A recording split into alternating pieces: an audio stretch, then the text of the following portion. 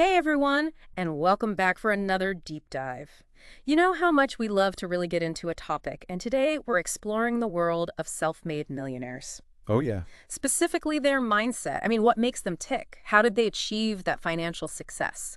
We're using the millionaire mindset, lessons from self-made millionaires, as our guide for this deep dive. Always good to have a guide. Absolutely. So we're not just going to be throwing around tips and tricks here. All We right. really want to unpack those thinking patterns, those strategies that can maybe help us, build wealth and reach financial freedom. Yeah, I think the book makes a really interesting point right from the start. Okay. It's not just about hitting a certain net worth. Right. It's really about developing a whole way of thinking, a mindset that sets you up for success. So it's deeper than just, the tactics or the specific actions. It's like a fundamental shift in how you view things. Exactly. It's like the foundation upon which you build everything else. I like that. So the book calls this the millionaire mindset, right? Yeah. And it breaks it down into three key traits: Uh-huh. abundance thinking, delayed gratification, and resilience. Yeah, those are the big three. Okay, so let's start with abundance thinking. Okay. What does that even mean? So it's kind of the opposite of having a scarcity mindset. That feeling that there's not enough to go around. Yeah, like a limited pie, everyone's fighting over a slice. Exactly. Millionaires, they tend to have this belief that there's enough opportunity and success out there for everyone. So it's not about competing in a zero-sum game. No, it's more about focusing on creating value. Hmm. The book actually argues that this abundance mentality can attract opportunities. It's true. When you believe in abundance, you're more likely to take risks. Yeah. You collaborate more. You see possibilities where others might see limitations. It's like you're opening yourself up to those opportunities. Correct. So it's not just about, positive thinking, it's a strategic advantage. I think so. All right, let's move on to the second trait, then delayed gratification. Yeah. Now that one maybe sounds a little less exciting, Maybe a little less glamorous. but probably just as crucial, right? Oh, absolutely. It's Good huge. man. This is where discipline comes in. I can imagine. Millionaires understand that building wealth, it's a marathon, not a sprint. It's that long game. Yeah, they're willing to invest now, even if it means sacrificing some immediate pleasures. So like putting off that fancy vacation to invest in a rental property or something? Exactly. Or even something as simple as driving a used car instead of that brand new luxury vehicle. Interesting. The book actually mentions that, right? Yeah, it talks about how a lot of millionaires choose to drive used cars, not because they can't afford a fancy car, Right. but because they'd rather free up that capital to invest it in something that's going to generate a bigger return down the road. So it's not about deprivation, it's about strategic allocation of resources. That's it. Okay, so we've got abundance thinking, we've got delayed gratification. What about resilience? All right, so resilience is all about how you handle setbacks. Which are inevitable, right? Oh, yeah, everyone faces setbacks. So how do millionaires view failure differently? They see it as a stepping stone, Not a roadblock. right? A valuable learning experience. They don't just bounce back. They use those experiences to refine their strategies to make positive decisions. The book uses Sarah Blakely as an example, right? Yes, the founder of Spanx. She faced tons of rejections before building her company. Countless rejections. But she didn't give up. So how did she navigate those setbacks? What did she learn from them? Well, the book talks about how she actually used those rejections as fuel. Oh. Each note, she saw it as an opportunity to refine her product, to improve her pitch. She was constantly learning and adapting. So it's about turning obstacles into opportunities for growth. Exactly. It's a recurring theme in the book. The journey to wealth is rarely linear. There are going to be ups and downs. Absolutely. Mm-hmm. But it's how you respond to those challenges that really determines your success. Okay, so you've got these three key traits: abundance thinking, delayed gratification, resilience. But how do those translate into concrete actions? Well, that's where the 5 key lessons come in. Oh, right. The book distills these lessons from the experiences of all these self-made millionaires. Uh-huh. And they really provide a roadmap for developing this millionaire mindset ourselves. Okay, I'm intrigued. What's the first lesson? Invest in yourself. Okay, that sounds pretty straightforward. Yeah. But I'm guessing it's about more than just, buying a few self-help books. It is. It's about recognizing that your knowledge, your skills, your personal growth, those are your most valuable assets. So you're your own best investment. In a way, yes. The book talks about Warren Buffett, right? Yes, it dives into his reading habits. He's famous for reading a lot. He is. But it's not just about reading widely, it's about reading strategically. Okay. He focuses on books that provide deep knowledge in specific areas that he wants to master. So it's about targeted learning, not just accumulating information. Exactly. And he talks about the importance of understanding the fundamentals, the core principles that drive success in any field. Hmm, I like that. All right, so invest in yourself. That's lesson number one. What's next on this millionaire mindset roadmap? Lesson number 2 is to take calculated risks. Okay, now this is where it gets a little more nerve-wracking. For some people. Yeah. So how do you distinguish between a calculated risk and just, being reckless? Well, the book emphasizes that millionaires aren't reckless. They're calculated risk takers. Okay. They do their research, they weigh the potential rewards against the risks, and then they make informed decisions. But the book also cautions against overthinking, right? There's a balance. Yeah. You can't analyze every little detail to death. At some point, you just gotta jump. You got to take that leap of faith. Trust your instincts. It's a balance between analysis and intuition. I think so. The book gives some examples of entrepreneurs who took risks early in their careers, right? Yes, moving to new cities, launching businesses with limited capital. Betting on ideas that other people thought were crazy. Exactly. It's about embracing uncertainty, seeing those unknowns not as threats, but as potential opportunities. Okay, so invest in yourself. Take calculated risks. What's lesson number 3? Build multiple streams of income. Okay, that's something I've heard a lot about. It's a popular concept. But honestly, it still feels a little intimidating to me. I get it. But the book breaks it down in a way that's really accessible. Okay. It explains that building multiple streams of income is about diversifying your earning potential. Don't put all your eggs in one basket. Exactly. It's about creating a financial safety net, so you're not relying on a single source of income. Makes sense. So how do these millionaires in the book actually create these multiple streams of income? Well, the book gives examples of people who've built wealth through real estate, through dividend stocks, online businesses, royalties from intellectual property, all sorts of things. Wow, so it's about being creative and exploring different avenues for generating income. Absolutely. Yeah. And it doesn't have to be overwhelming. You can start small Oh, with a side hustle or a small investment. The key is to just start diversifying. so you're not putting all your eggs in one basket? Yeah, right? It's about creating options and building that financial resilience. I like that. Okay, 3 down, 2 to go. What's lesson number 4? Lesson number 4 is surround yourself with the right people. So it's all about networking. It's about building a strong network, but it's more nuanced than that. Okay. The book emphasizes that it's not just about who you know. It's about who you choose to spend your time with. So the quality of your relationships matters? Yes, it's about surrounding yourself with people who inspire you, who challenge you, who support your growth. Creating a supportive and ambitious ecosystem. Exactly. And the book talks about how many millionaires actively seek out mentors, advisors, peers who are already operating at the level they aspire to reach. So it's about surrounding yourself with people who embody that millionaire mindset. Absolutely. Yeah. People who share your values, your drive, your commitment to success. Okay, that makes sense. So 4 down, 1 to go. What's the final lesson on this millionaire mindset checklist? This one might surprise you. It's the importance of giving back. Oh, interesting. So it's not just about accumulating wealth, it's about using it to make a difference. Exactly. The book argues that true wealth is about more than just money. It's about creating a life of purpose, meaning, and impact. And a lot of self-made millionaires understand this. They do. They're often incredibly philanthropic, supporting causes. They believe in mentoring others, using their wealth to make a positive impact on the world. So it's about seeing wealth as a tool for creating positive change. Exactly.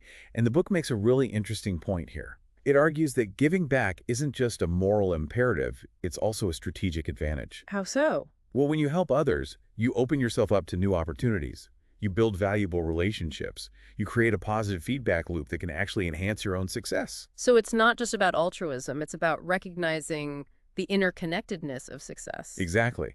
And the book gives tons of examples of millionaires who found that their philanthropic efforts have led to unexpected business opportunities, valuable connections, and a deeper sense of fulfillment in their lives. Wow, this has been really insightful. These 5 lessons really do feel like a roadmap to success. But I think for many of us, the big question is, how do we actually implement these lessons in our own lives? Where do we even begin? That's a great question, and it leads us perfectly into the next section of our deep dive. Okay. We're going to be exploring practical steps for cultivating this millionaire mindset, starting today. Right, I'm ready for those next steps. Let's do it. All right, so we've explored these 5 key lessons from self-made millionaires. But how do we actually put them into practice in our own lives? It feels a little daunting, to think about actually becoming a millionaire. It's understandable to feel that way. I mean, it's a big goal, right? But the book, The Millionaire Mindset, actually provides a really practical framework Okay. for cultivating this mindset starting today, and it emphasizes the importance of setting clear and specific goals. Okay. So you need to know where you're going before you can figure out how to get there. That's a great way to put it. It's not enough to just wish for wealth. You need to define what financial success actually means to you. What are your short-term goals? What are your long-term goals? What kind of lifestyle do you want to create for yourself and for your family? So once you have that clarity, then what? Then you can start breaking down those big goals into smaller, actionable steps. So it's kind of like creating a roadmap and then focusing on those daily actions that are going to move you closer to your destination. Precisely. And this is where discipline comes in big time. I can imagine. The book stresses the importance of consistency. Okay. It's about making those small steps a part of your daily routine, whether it's investing a certain amount each month or dedicating time to learning a new skill. So it's about building those habits. Exactly. It's the small things done consistently over time that really add up. But what about when we hit those inevitable setbacks? I mean, the book acknowledges that there will be bumps along the road, right? Oh, absolutely. Yeah. Everyone faces setbacks. It's part of the journey. So how do we deal with those setbacks in a way that aligns with this millionaire mindset? Well, this is where the growth mindset that we talked about earlier really comes into play. Okay. The book emphasizes that millionaires, they don't see failures as the end of the story. Okay. They see them as opportunities to learn to adjust course and to come back even stronger. So it's about reframing your relationship with failure. Yes. Instead of seeing it as a defeat, see it as feedback. Hmm.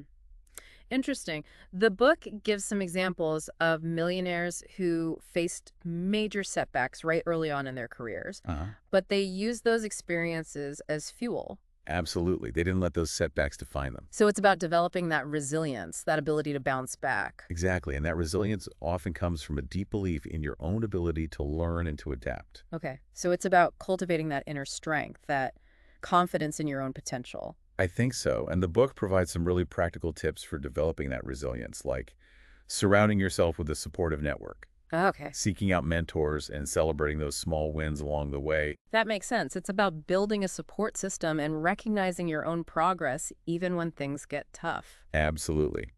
Now, another key aspect of cultivating the millionaire mindset is tracking your progress Oh, okay. and being mindful of your finances. I think this is where a lot of people struggle, It can be overwhelming. especially if you're not naturally inclined towards numbers and spreadsheets. Right. But the book emphasizes that you don't need to be a financial expert to manage your money effectively. Okay. It's about finding systems and tools that work for you, Okay. whether it's using budgeting apps, tracking your expenses in a spreadsheet, or working with a financial advisor. So find what works for you. The key is to be proactive and take control of your financial situation. Don't just bury your head in the sand. Exactly. Face it head on.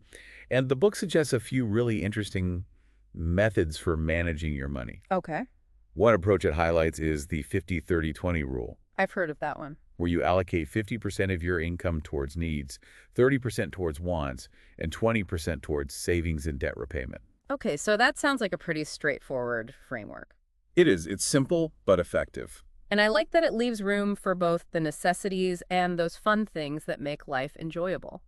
Exactly. It's about finding that balance between enjoying the present and planning for the future. Right. And the book also emphasizes the importance of automating your savings. That's a great tip. Set up those automatic transfers each month so you're consistently putting money aside without even having to think about it. It takes the emotion out of it. Yeah, removes that temptation to spend the money. And over time, those small contributions, they can really add up, especially if you're taking advantage of the power of compound interest. Oh, compound interest. That's the magic. It is. It's like a snowball effect. The earlier you start, the more time your money has to grow. All right, so we're automating our savings. We're taking advantage of compound interest. What else does the book recommend when it comes to investing? Well, the book offers some really insightful advice on how to choose investments that align with your goals, your risk tolerance, and your time horizon. Okay. It emphasizes the importance of diversifying your investments. So not putting all your eggs in one basket. Exactly. Spread the risk. And don't be afraid to seek out expert advice when you need it. Right. Talk to a financial advisor, get a second opinion. Whether it's a financial advisor, a tax professional, or a mentor who's already achieved the level of success you aspire to reach, Don't be afraid to ask for help. It's about building that team of experts. Exactly. Leverage the knowledge and experience of others. Okay, so we're managing our money, we're investing wisely. What's the next step on this journey to financial freedom? Well, as you start building your wealth, the book encourages you to shift your focus from simply accumulating money to using it as a tool to create the life you desire. Okay, so it's not just about the money itself. No, it's about what the money allows you to do. What are your passions? What impact do you want to make on the world? It's about aligning your financial goals with your deeper values and aspirations. So creating a life of purpose and meaning. Exactly, not just a bigger bank account. The book highlights a lot of millionaires who are doing just that right, using their wealth to make a difference. Yes, they're pursuing their passions, they're supporting causes they believe in, they're making a positive impact on the world. It's really inspiring to see how they've leveraged their success to create that ripple effect of positive change. Absolutely. And the book argues that this shift in perspective from a scarcity mindset to an abundance mindset is crucial for achieving true wealth. So it's not just about how much money you have. True wealth is about having the resources, the freedom, and the fulfillment to live a life that aligns with your values. This has been incredibly insightful. I feel like we've really unpacked the core principles of the millionaire mindset. But I think for many listeners, the next question is, how do they take that first step? Where do they actually begin? That's a great question. And it leads us perfectly into the final section of our deep dive, where we'll explore some practical tips and resources to help you get started no matter where you are in your financial journey. Okay, I'm ready for those actionable steps. Let's dive in. Okay, so we're ready for those actionable steps. We've covered a lot of ground, from the fundamental traits of the millionaire mindset to practical strategies for managing our finances. And of course, we debunked some of those common myths that can hold us back. We have laid out a solid foundation. We have. But now let's talk about some concrete steps you can take today to start applying these principles to your own life. All right, I'm ready for some actionable advice. What's the first step? Well, the book really emphasizes that the first step is to really understand your current financial situation. Okay. Like, where are you starting from? What's your income, your expenses, your assets? So it's like taking inventory. Exactly. Get a realistic picture of your financial landscape. Okay. And the book suggests creating a detailed budget to track your income and expenses. Okay, a budget. There's some great apps out there that can make this process really easy. Or you can use a simple spreadsheet, even a notebook. Whatever works for you. The key is to find a method that you're comfortable with and stick with it. But I think for a lot of people, the challenge isn't creating the budget, it's sticking to it. How do you stay disciplined and avoid those, impulse purchases that can derail your financial goals? That's a great point. And the book offers some really practical advice here. One strategy it highlights is to identify your spending triggers. Spending triggers. Yeah. What are those situations or emotions that tend to lead you to overspend? Oh. Once you know your triggers, you can start developing strategies to avoid them, or at least minimize their impact. So it's about becoming more aware of your spending habits and finding ways to break those negative patterns. Exactly. Another strategy the book recommends is to automate your savings. Oh, yeah, I've heard about that. Set up automatic transfers from your checking account to a savings account or investment account each month. That way you're consistently putting money aside without even having to think about it. It just happens automatically. Exactly. It removes the temptation to spend that money impulsively. And over time, those small contributions can really add up. They do. Yeah. Especially if you're taking advantage of the power of compound interest. Compound interest, that's the magic. It is. It's like a snowball effect. The earlier you start, the more time your money has to grow. All right, so we're automating our savings, we're taking advantage of compound interest. What else does the book recommend when it comes to investing? Well, the book offers some really insightful advice on how to choose investments that align with your goals, your risk tolerance, and your time horizon. Okay, so it's personalized. It is. It's not a one-size-fits-all approach. Right. And it emphasizes the importance of diversifying your investments. Don't put all your eggs in one basket. We've heard that one before. It's a classic for a reason. And don't be afraid to seek out expert advice when you need it. Okay, so talk to a financial advisor. Whether it's a financial advisor, a tax professional, or mentor who's already achieved the level of success you aspire to reach, don't hesitate to ask for help. Build that team of experts. Exactly. Leverage the knowledge and experience of others. So we're managing our money, we're investing wisely. What's the next step on this journey to financial freedom? Well, as you start building your wealth, the book encourages you to shift your focus from simply accumulating money to using it as a tool to create the life you desire. Okay. What are your passions? What impact do you want to make on the world? So it's about aligning your financial goals with your deeper values and aspirations. Exactly. It's about creating a life of purpose and meaning, not just a bigger bank account. And the book highlights numerous examples of self-made millionaires who are doing just that right, using their wealth to make a difference. Absolutely. They're pursuing their passions, supporting causes they believe in, making a positive impact on the world. It's inspiring to see how they've used their success to create a ripple effect of positive change. It is. And the book argues that this shift in perspective from a scarcity mindset to an abundance mindset is crucial for achieving true wealth. So it's about more than just the number in your bank account. True wealth is about having the resources, the freedom, and the fulfillment to live a life that truly aligns with your values. This has been such an incredible deep dive. I feel like we've really gotten to the heart of what it means to have that millionaire mindset. But for our listeners out there, what's one key takeaway that you hope they'll walk away with today? I think the most important message is that the millionaire mindset isn't about being born into wealth or winning the lottery. It's about cultivating a set of beliefs, habits, and strategies that empower you to create your own financial success. It's about taking control of your financial future. Exactly. And it's a journey that anyone can embark on, no matter where they're starting from. That's a powerful message. So to our listeners out there, we want to hear from you. What resonated with you most from today's deep dive? What's one small step you can take today to start applying this millionaire mindset to your own life? Share your thoughts in the comments below. We'd love to hear from you and keep this conversation going. And remember, the power to create your own wealth and design a life you love lies within you. Take that first step today and keep moving forward. Thanks for joining us on this deep dive into the millionaire mindset. Until next time, keep learning, keep growing, and keep striving for that life that you desire.